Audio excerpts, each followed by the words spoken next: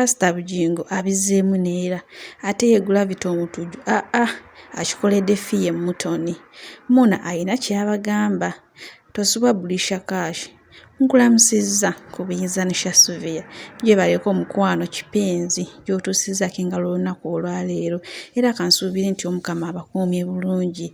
Toberabira okusubscribinga, likinga buyinzanisha Sylvia ate gwe yasubscribinga edda mukwano okola kyamaanyi naye ne nkusaba video gimpereka like mbenga ate nkwongerayo mu maaso.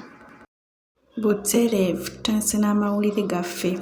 Pastor Bujingo ono munnaye abantu banyiivu era abantu bamugambye munnaye Bujingo oba tosobola kwesonyiwa mukyalawo maama w'abaana b'omukulu Teddy munnaye tugenda kugoba katuuti tugenda kwesonyiwa kyakiyo tugenda tutuuka ekiseera tube nga tukyakola ki nga tukyasabirayo kuba kati tokyalina kyoyigiriza oyigiriza ku mukazi wo nti munnaye ffe tubikooye ne bannange Mukama Katonda maama yali mukyalawo maama w'abaana bo banaye nze mmanyi omuntu ne waba yakunyiiza atya ekifulya kye wali ofumbidde muto kiyitanga kitamutamu oli maama w'abaana bo newooliragawo newoofuna omukazi omulala tekigenda kujjako nti no Teddy yaliko mukyalawo nti Teddy ayina abaana bo banaye abantu twefuge munnaye bibadde byandikaze ezisabirayo wezatandise complaining ate ye muna oba muyite muna wa Deriki mukwano ayongedde okugumya banne bakadaama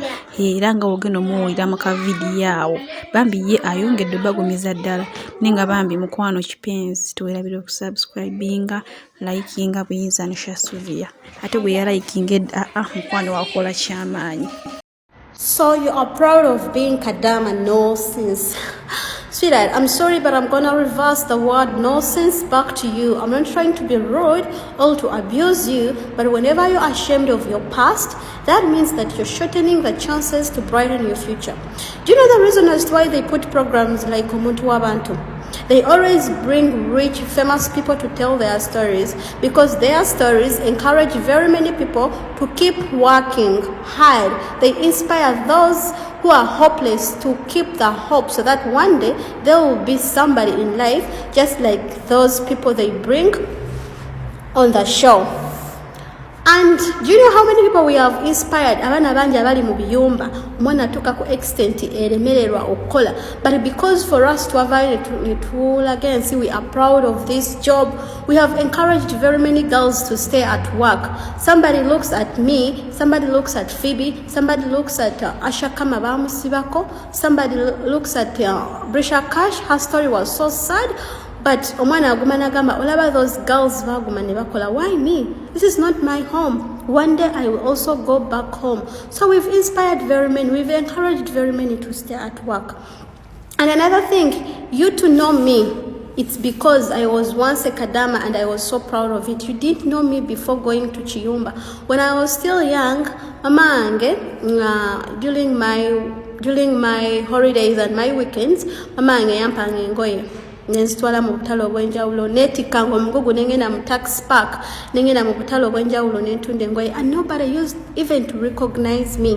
But ever since I decided to go mu kiyumba nenkola, when I come away waka, I reached the extent of even not paying boda guys nga nfuna wa boda because I didn't have money, no, but just somebody recognizes me nagamba, oh my god, you're Muna kugamba nawulira sanyu okundaba, you know, nga boda sikyasasula oli antwalira bwe nangamba no need for you to pay, I love you so much.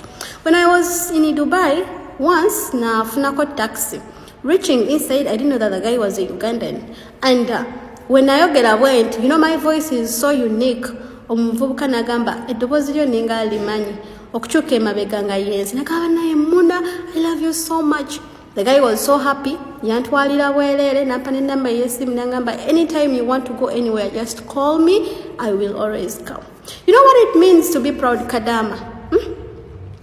I looked at your videos and I estimated your earning. Sweetheart, wake up, go and hustle. And if you abuse Kadamas, then you are in no sense. I'm sorry to say so, but I'm proud of my past.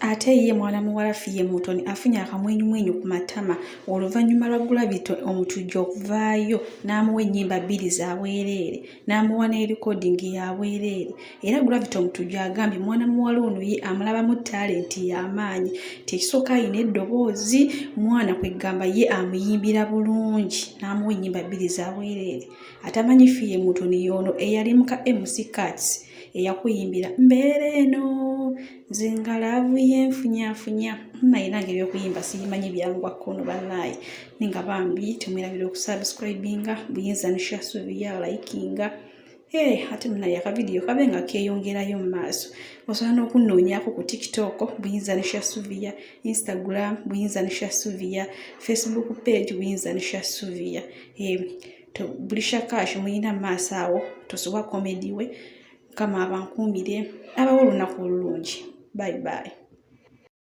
sawa mmeka zino nze kubuuza nziddingana gwe wokomawo leeti otamidde ntamidde obadde oyagala nnyo peteroli atali mmotoka oba mu mmotoka mbababayiwo enguulu mukulu weebulirira okuze buli wamu